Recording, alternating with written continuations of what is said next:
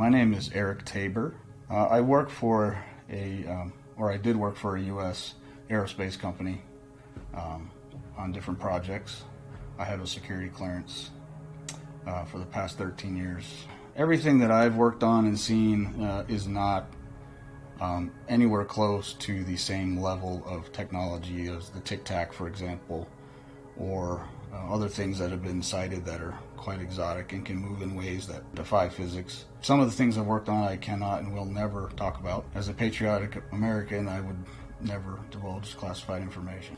And you have some direct experience of this with your family. Tell me a little bit more about that. I moved to the West Coast in 2012. No family west of the Mississippi.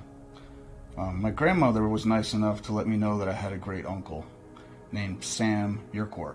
He told me that he worked at Area 51 from 1997 until 2014. Stayed working there as EG&G evolved through a merger with Raytheon, I believe, into the company known as JT3, and then retired in 2014 as JT3 transitioned into JT4. He said, when I first got there in 1997, I had a personal conversation with a senior EG&G engineer whose group was tasked with trying to reverse engineer, figure out an object that was brought there by some CIA people in the 1980s, and it was supposedly found just resting in a remote desert location, fully intact.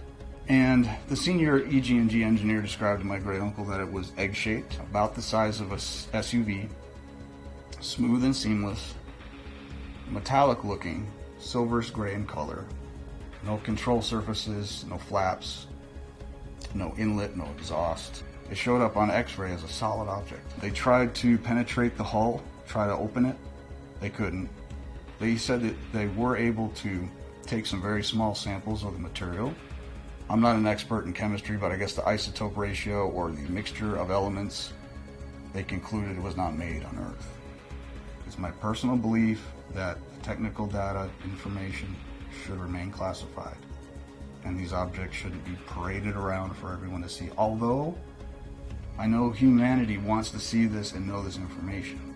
The problem is other countries have these objects as well. I conducted a 45-minute phone interview directly with Aero, told them everything that I'm sharing right now.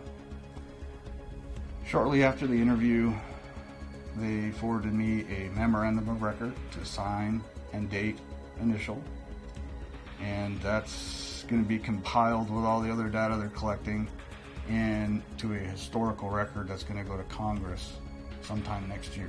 My dealings with Aero, they were very professional. They were very interested in what I had to say. They never said, don't talk about this. They never were threatening. They never were demeaning. What would you say the value is of this information? You know, on the one hand, you are giving a story that's second or third hand. This is retold by your great uncle who's now passed away.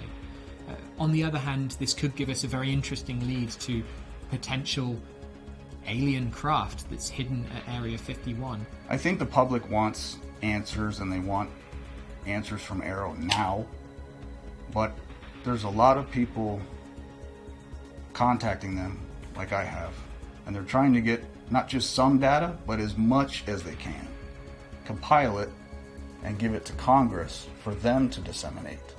It's not going to be compiled and just given to a news organization. So people, I think, need a little more patience. Skepticism is good and holding people's feet to the fire, but at the same time, you got to let investigations take some time. Disclosure has to be done carefully. It has to be done carefully. We don't want our enemies to know everything that we've got. Do you have a message for any other potential whistleblowers or people with information about potential crash retrievals or UFOs? What should they do? Never want to play your full hand. But I do believe wholeheartedly that humanity deserves to know the truth if we have recovered these non-human objects or crafts, which 100% I believe we have.